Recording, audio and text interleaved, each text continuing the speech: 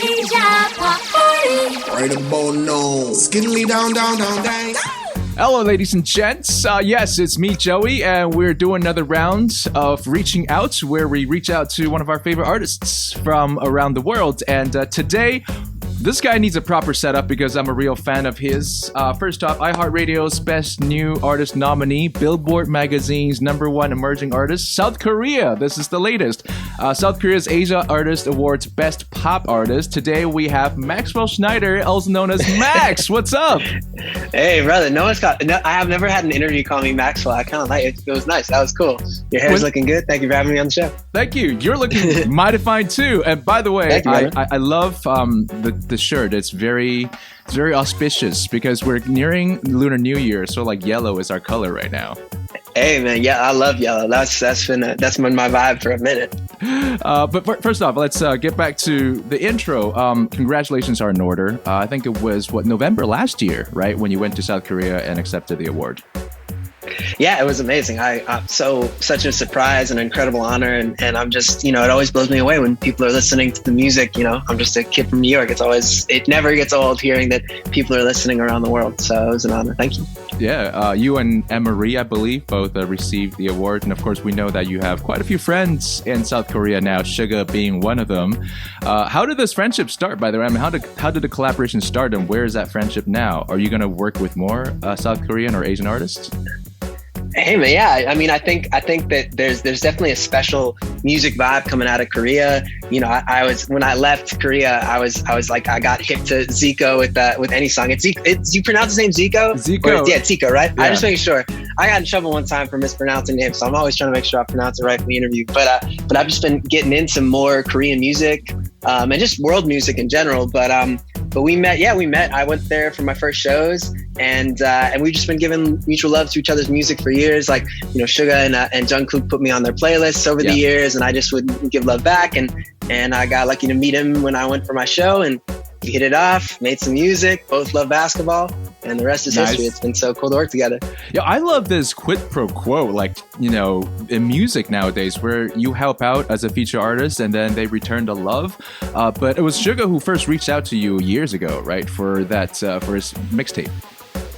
Yeah, no, honestly, when we hung out last year, I just thought I would just give thanks for, the love he's shown Love Me Less and other pieces of my music.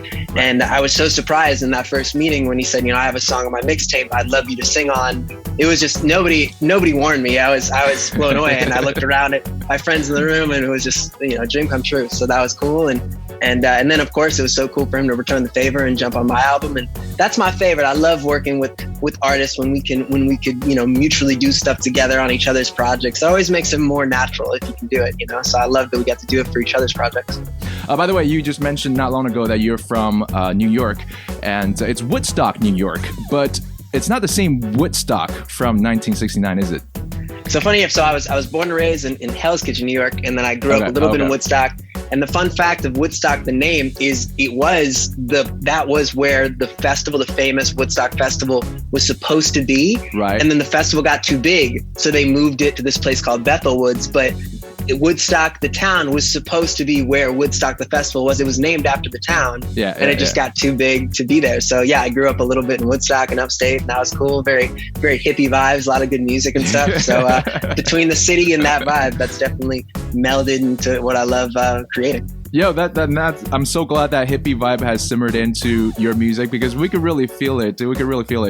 Second, congratulations in order, of course, your musical baby that came out, in September of last year, right? Your sophomore album, Color Vision. I gotta first ask you, because myself being Canadian, the way we spell color is a little different, but you're American. Why did you spell it with an O-U-R?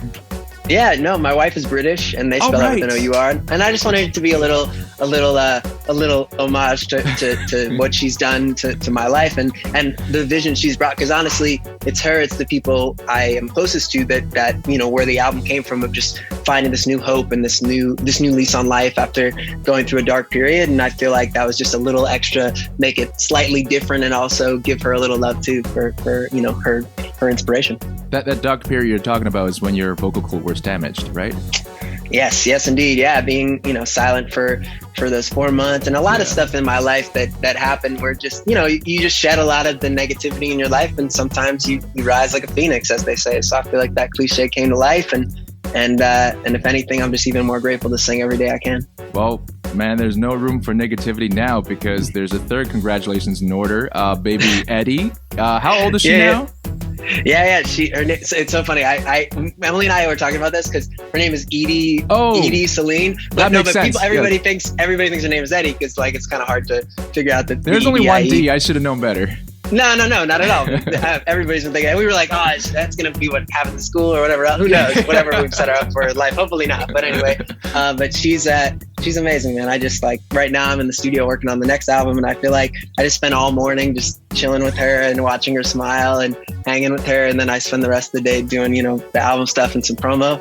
But every day I love her more. It's really special. That's incredible. To be a dad.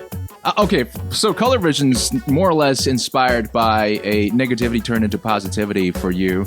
So now that you have Edie, is that going to be the inspiration for new work? Are you working on some new stuff now?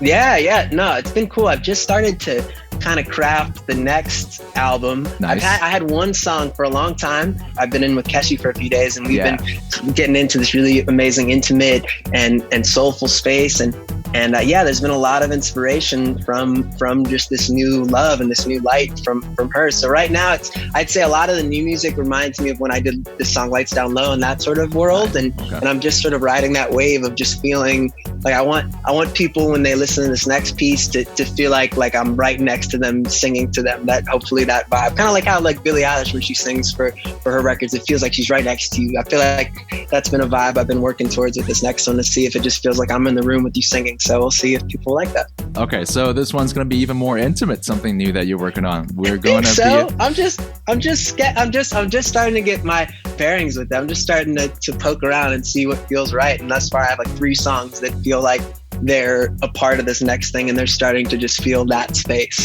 So I'm excited about it. Looking forward to this, and I'm so glad that you are happy. You, Emily, and Edie, the big happy family. I want to ask you if there are 3 things that you never expected as a father. What are those? But you know what's interesting? I feel like when people always tell you, first thing is that when it's your baby, and you probably have heard this, but changing the diapers, them throwing up on you, all those things that you think are disgusting, you just don't care. Literally, Edie threw up on me this morning, and it blew my mind how much it unfazed me. I was so just, oh, cool, whatever, and I wiped it off. It was as if nothing happened. I can't even believe my psyche that I don't care. She literally has pooped on me. I know it's disgusting in an interview. I've had it because I'm changing the diaper, and it's a little too soon, and it just doesn't. It's not gross at all. But it's because it's your little person. You made him. So be ready for that. That's amazing how much you love someone.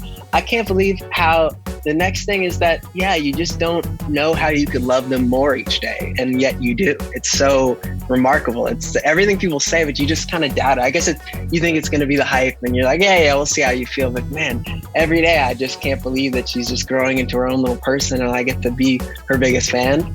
Yeah. And what's another fun one? I'm trying to think of a third. The third would be the outfits. Oh, get of course. as many, just get as many outfits, just splurge. I know baby clothes are overpriced, but every time we take a new picture, we brought her to the snow for the first time the other day in California. We were in California, brought her to the snow in California. And we just had her in a little, it was this little cute bear outfit, and she was just in the snow. And man, I don't know what we paid for that bear outfit, but it's worth every penny. So splurge on the outfits. It's worth it, even if it doesn't last for more than a month.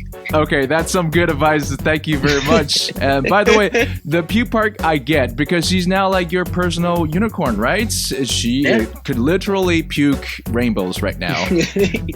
Yeah, and pretty much. For you, it's all in acid dreams right now. It's just bliss all around. By the way, speaking of that song, when this album when you started hitting us with the singles, I was like, oh, I love this acid dream song because I love that, fusion vibe. And then it was that collaboration with Chromie. I'm like, oh, I love this even more. And then there's Haley Kiyoko, and then there's Quinn 92. And then, of course, when you hit us with Blueberry Eyes, I'm just like, yo, this guy cannot stop. You're like that gift that keeps on giving. And of course you are, because there's a new version of that song now, Blueberry Eyes. You're working By the way, this is a bliss to all the DJs because you working with Blueberry Faygo Limosi is like a perfect connection for us. So how did this happen?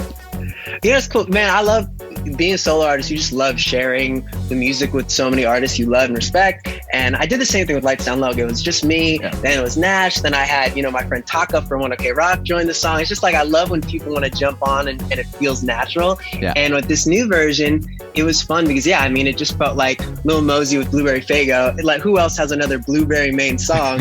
and I asked Big Hit and Suga if they were okay with us having more people join, and they were cool with it. And I was like, all right, good.